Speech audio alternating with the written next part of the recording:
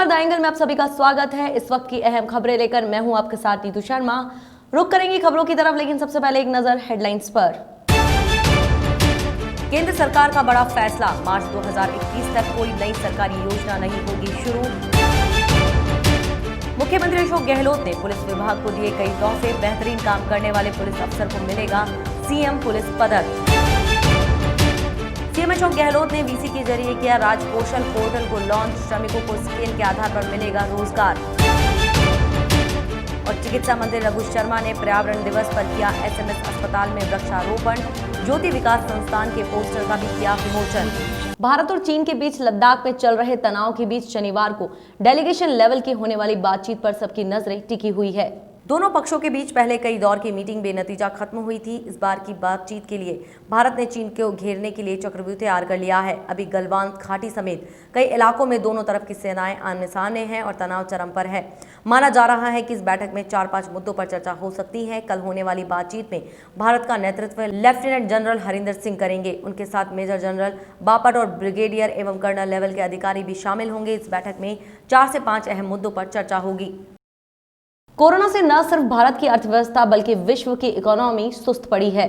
इसमें भारत में राजस्व को नुकसान हो रहा है और राज्य सरकार का खर्चा भी बढ़ा है, जिसका असर सरकारी योजनाओं पर पड़ने लगा है। इसके मद्देनजर केंद्र सरकार ने नई योजनाओं की शुरुआत पर रोक लगा दी है। इस संदर्भ में वित्त मंत्रालय ने विभिन्न मंत्रालयों और विभागों द्वारा मार्च 2021 तक स्वीकृत नई योजनाओं की शुरुआत को रोक दिया है। हालांकि आत्मनिर्भर भारत अभियान पैकेज और प्रधानमंत्री गरीब कल्याण योजनाओं पर कोई रोक नहीं लगाई गई है। सरकार ने साफ किया है कि अगले आदेश तक विभिन्न मंत्रालय नई योजनाओं की शुरुआत नहीं कर सकते हैं और प्रधानमंत्री गरीब कल्याण योजना या आत्मनिर्भर भारत अभियान के तहत घोषित योजनाओं पर ध्यान केंद्रित किया जाएगा। गुजरात में 19 जून को होने वाले राज्यसभा चुनाव से पहले कांग्रेस को झटके पर झटके लग रहे हैं। एक और कांग्रेस विधायक ब्रजेश मेरजा ने विधानसभा से इस्तीफा दे दिया है। इससे पहले पार्टी के 2 विधायकों अक्षय पटेल और जीतू चौधरी ने इस्तीफा दिया था। स्पीकर राजेंद्र त्रिवेदी ने दोनों के इस्तीफे स्वीकार भी कर लिए हैं। मुश्किल वक्त और परीक्षा की घड़ी में गुजरात कांग्रेस को एक के बाद एक झटके मिल रहे हैं। मार्च से अब तक 8 कांग्रेस विधायक विधानसभा से इस्तीफा दे चुके हैं। इसके बाद कांग्रेस में अब सिर्फ 65 विधायक रह गए हैं। गुजरात विधानसभा में अब कुल 172 सदस्य हैं और 10 सीटें खाली हैं। बता दें कि गुजरात की 4 सीटों पर 19 जून को राज्यसभा चुनाव होने हैं। इनमें से 3 सीटें फिलहाल बीजेपी के पास है, जबकि 1 कांग्रेस के खाते में है। राज्यसभा 4 सीटों के लिए बीजेपी के 3 और कांग्रेस के 2 उम्मीदवारों ने पर्चा भरा है। अब तक के गणित के लिहाज से बीजेपी सिर्फ 2 सीटें ही जीत सकती थी, लेकिन कांग्रेस के 8 विधायकों के इस्तीफे के बाद अब तीसरी सीट पर भी उसका पलड़ा भारी होता दिख रहा है। राज्यसभा चुनावों के लिए भारत निर्वाचन आयोग की अनुमति मिलने के बाद कांग्रेस ने कर्नाटक से राज्यसभा उम्मीदवार के नाम का ऐलान कर दिया। कांग्रेस ने कर्नाटक से लोकसभा में पार्टी के नेता रहे मल्लिकार्जुन खड़गे को राज्यसभा भेजने का फैसला लिया है। पार्टी महासचिव मुकुल वासनिक की ओर से जारी बयान के मुताबिक कांग्रेस अध्यक्ष सोनिया गांधी ने उम्मीदवार के लिए पूर्व केंद्रीय मंत्री खड़गे के नाम को स्वीकृति प्रदान की। कर्नाटक में राज्यसभा की 4 सीटों के लिए 19 जून को चुनाव होना है। कांग्रेस के 2 मौजूदा राज्यसभा सदस्यों एम.वी. राजीव गौड़ा और बी.के. हरिप्रसाद का कार्यकाल इस महीने के आखिर में पूरा हो रहा है। प्रवासी मजदूरों के मुद्दे पर सुप्रीम कोर्ट ने अहम निर्देश दिए। केंद्र और राज्य सरकारों को निर्देश देते हुए कोर्ट ने कहा कि हम प्रवासियों को घर पहुंचाने के लिए 15 दिन का समय दे सकते हैं। सुप्रीम कोर्ट ने कहा कि सभी प्रवासियों के राज्यवार और जिलेवार रजिस्ट्रेशन की जरूरत है। अदालत ने कहा कि उसे राज्यों में उनके लिए चलाई जा रही योजनाओं की जानकारी चाहिए। कोर्ट ने जब पूछा कि अभी कितने मजदूर फंसे हुए हैं, तो केंद्र के वकील ने कोई आंकड़ा नहीं दिया। अदालत ने कहा कि यह सब बहुत वक्त से चल रहा है, हम 15 दिन का समय दे सकते हैं कि राज्य ट्रेनों की अपनी डिमांड पूरा कर सके। उत्तर प्रदेश के प्रतापगढ़ जिले में बड़ा हादसा हुआ है। हादसे में 9 लोगों की मौत हो गई। सभी मृतक एक ही परिवार के हैं, जिनमें 3 महिलाएं और 1 बच्चा और किशोरी शामिल है। घटना लखनऊ प्रयागराज मार्ग पर प्रतापगढ़ जिले के नवाबगंज थाना क्षेत्र के वाजिदपुर स्थित पराग नगर में हुई है। सुबह ट्रक और स्कॉर्पियो की टक्कर हो गई थी। हादसा इतना भीषण था कि कार को गैस कटर से काटकर मृतकों के शव निकाले गए। मृतकों में एक ही परिवार के 9 लोग शामिल हैं।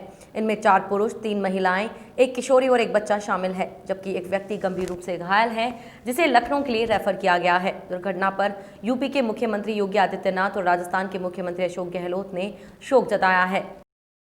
देश और विदेश में कोरोना के बढ़ते मामलों ने चिंता पैदा कर दी है। भारत में कोरोना के मरीजों की संख्या तेजी के साथ बढ़ती ही जा रही है। अब देश में रोजाना के 9 से 10 हजार मरीज मिल रहे हैं। वहीं मौतों के आंकड़ों में भी वृद्धि होती जा रही है। अब तक देश में 6000 से अधिक लोगों की मौत हो चुकी है और कोरोना पॉजिटिव का आंकड़ा 2.25 लाख को पार कर गया है। जल्द ही भारत इटली को पीछे छोड़ सकता है। भारत में एक्टिव केसों की संख्या 11 लाख से अधिक है। राजस्थान में भी अब तक 68 नए कोरोना पॉजिटिव केस सामने आए। इनमें झालावाड़ में 23, भरतपुर में 20, जयपुर में 16, बारां में 4, कोटा में 2 और सवाई माधोपुर में 1 पॉजिटिव मिला। वहीं 2 दूसरे राज्य से आए व्यक्ति भी संक्रमित मिले, जिसके बाद राज्य में कुल संक्रमितों का आंकड़ा 9,930 पहुंच गया।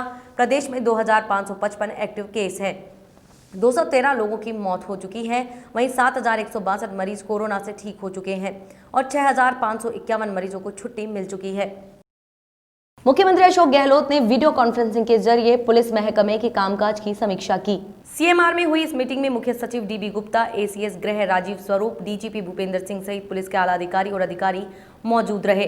वीडियो कॉन्फ्रेंसिंग में पुलिस मुख्यालय और जिलों में पुलिस अफसर भी जुड़े। पहली बार एसएचओ स्तर के अफसरों से सीएम गहलोत ने सीधा संवाद भी किया। प्रदेश की कानून व्यवस्था की स्थिति पर चर्चा की। कोरोना महामारी में पुलिस कर्मियों द्वारा कोरोना वॉरियर्स के रूप में किए गए कार्यों की सीएम गहलोत ने प्रशंसा की। इसके अलावा मीटिंग में मुख्यमंत्री ने पुलिस के लिए कई घोषणाएं भी की। सीएम ने घोषणा की कि पुलिस विभाग में जो भी अफसर बेहतरीन काम करेगा उसको सीएम पुलिस पदक दिया जाएगा। इसके साथ ही सभी पुलिस कर्मियों की मेडिकल जांच होगी। पुलिस कर्मियों के लिए विशेष रोडवेज पास की घोषणा भी की गई। सीएम ने कोरोना के दौरान रामगंज में शानदार काम करने के लिए थाना अधिकारी बीएल मीना और एसीपी राजेंद्र नैन को बधाई दी। वहीं पुलिस कर्मियों में तनाव कम करने, आत्महत्या जैसे मामलों पर भी सीएम गहलोत गंभीर नजर आए। डीजीपी भूपेंद्र सिंह ने विभाग का प्रेजेंटेशन दिया। सीएम गहलोत ने चुनिंदा थानेदारों से संवाद भी किया। राजस्थान के मुख्यमंत्री अशोक गहलोत ने मुख्यमंत्री आवास पर वीसी के जरिए राजकौशल पोर्टल को लॉन्च किया। यह पोर्टल श्रमिकों को स्किल के आधार पर रोजगार देने के लिए तैयार किया गया है। सरकार ने अन्य राज्यों से आए मजदूरों को रोजगार उपलब्ध कराने के लिए राजकौशल एम्प्लॉयमेंट एक्सचेंज की स्थापना की है। इस एक्सचेंज में मजदूर अपना रजिस्ट्रेशन कराएंगे तो उन्हें उनकी योग्यता एवं कुशलता के अनुसार काम मिलेगा। यह एक्सचेंज मजदूरों एवं उद्योगपतियों के बीच डिमांड एंड सप्लाई प्लेटफॉर्म के तौर पर काम करेगा। चिकित्सा मंत्री डॉक्टर रघु शर्मा ने कहा है कि प्रदेश में पर्यावरण जितना संतुलित रहेगा उतना ही कोरोना महामारी का प्रकोप कम होगा। उन्होंने कहा कि जिस तरह लॉकडाउन के दौरान बिना प्रदूषण के प्रकृति खिलखिलाने लगी थी, यदि सभी लोग पर्यावरण संतुलन का ध्यान रखेंगे तो ऐसे नजारे स्थायी हो सकते हैं। डॉक्टर शर्मा ने विश्व पर्यावरण दिवस के मौके पर एसएमएस अस्पताल के ट्रॉमा वार्ड में सामाजिक एवं आर्थिक विकास संस्थान द्वारा आयोजित वृक्षारोपण कार्यक्रम में शिरकत कर रहे थे। चिकित्सा मंत्री ने कहा कि सामाजिक एवं आर्थिक विकास संस्थान पिछले 13 वर्षों से पौधारोपण का कार्य कर रहा है। उन्होंने कोरोना काल में स्तर पर कार्य कर रहे चिकित्सकों और स्टाफ की प्रशंसा की और बतौर कोरोना वॉरियर्स उनका सम्मान भी किया। उन्होंने इस अवसर पर ट्रॉमा प्रांगण में वृक्षारोपण भी किया। वहीं चिकित्सा मंत्री डॉक्टर रघु शर्मा ने अपने आवास से ज्योति विकास संस्थान केकड़ी द्वारा विगत 3 वर्षों में किए गए सामाजिक कार्यों संबंधी पोस्टर का विमोचन किया। इस अवसर पर संस्थान द्वारा राजकीय जिला अस्पताल केकड़ी के लिए व्हीलचेयर भी भेंट की। 15,000 करोड़ उन लोगों ने पहले कहा था कि 15,000 करोड़ हम कोविड के मैनेजमेंट के लिए हेल्थ सेक्टर में देंगे। उस 15,000 में से 201 करोड़ रुपए हमको दिए थे यहाँ। ये तो हमारे स्वास्थ्य विभाग की बात है। बाकी तो 2 लाख करोड़ का जो पैकेज है उस पर तो अर्थशास्त्री सब बता ही रहे हैं कि उसकी सच्चाई क्या है। वो ऋण है या वो किसी को दिया जा रहा है। आपको जिस नरेगा की मजाक देश की सबसे बड़ी पंचायत लोकसभा में ढोल और नगाड़े बजा बजा के की गई, आज उस सच्चाई से रूबरू वर्तमान सरकार को होना पड़ा कि नहीं होना पड़ा। इस देश का जीवनदायिनी योजना है ये, जो सोनिया गांधी जी ने और मनमोहन सिंह जी ने शुरू की थी। आज इस सच्चाई को कबूल करना पड़ा जिन लोगों ने इसका मखौल उड़ाया। ये नरेगा नहीं होता तो ये कितने लोग मरते, इसकी कल्पना कोई कर सकता है। उसी नरेगा को मजबूत करने की जरूरत है और 100 दिन की बजाय 200 दिन आप कर दो। लॉकडाउन के दौरान किराए को लेकर मकान मालिक और दुकानदारों में विवाद बढ़ा है। वहीं दूसरी ओर जयपुर की खातीपुरा रोड व्यापार मंडल समिति के अनुरोध पर कांग्रेस नेता विक्रम सिंह शेखावत के पिता गोवर्धन सिंह शेखावत ने लॉकडाउन के 2 महीने का पूरा किराया सभी 10 दुकानों को माफ किया। वे आगामी 6 महीने का किराया कम किया है, जिससे व्यापारियों को लगभग 10 लाख रुपए की राहत मिली है। गोवर्धन सिंह मुंडरू द्वारा किए गए इस नेक कार्य के लिए व्यापार मंडल उनका आभार व्यक्त किया। व्यापार मंडल ने गोवर्धन सिंह मुंडरू का साफा व माल्यार्पण कर स्वागत किया। जोधपुर के बिराई उपखंड में टिड्डी के आगमन से क्षेत्र के किसानों में चिंता की लकीरें बढ़ गई हैं। टिड्डी दल से किसान परेशान और चिंतित है। नई फसल कपास की तबाही का डर सताने लगा है। पिछले 3-4 दिन से टिड्डी का अलग अलग जगह पड़ाव हो रहा है, जिसमें खेड़ापा, मेलाना, बिराई, जैनित्रा, बूचेटी, सेवकी, भोपालगढ़ की बिरानी, रुदिया सहित कई ग्रामीण क्षेत्रों में टिड्डी का कहर देखने को मिल रहा है। जंगल में वनस्पति सहित कपास की नई फसल को चट कर रहे हैं। किसानों का कहना है कि पिछले कई सालों के बाद अब लगातार यह दूसरी बार टिड्डी दल का आना हुआ है। इससे पहले कभी टिड्डी को नहीं देखा गया था। टिड्डी दल के आने से प्रशासन सचेत है तथा मौके पर पहुंच रहा है, लेकिन टिड्डी के ज्यादा फैलाव और सीमित संसाधन मिलने से प्रशासन के लिए टिड्डी दल को काबू करना दूर की कौड़ी साबित हो रहा है। इस बुलेटिन में ये थी अभी तक की खास खबरें। देखते रहिए द एंगल। नमस्कार।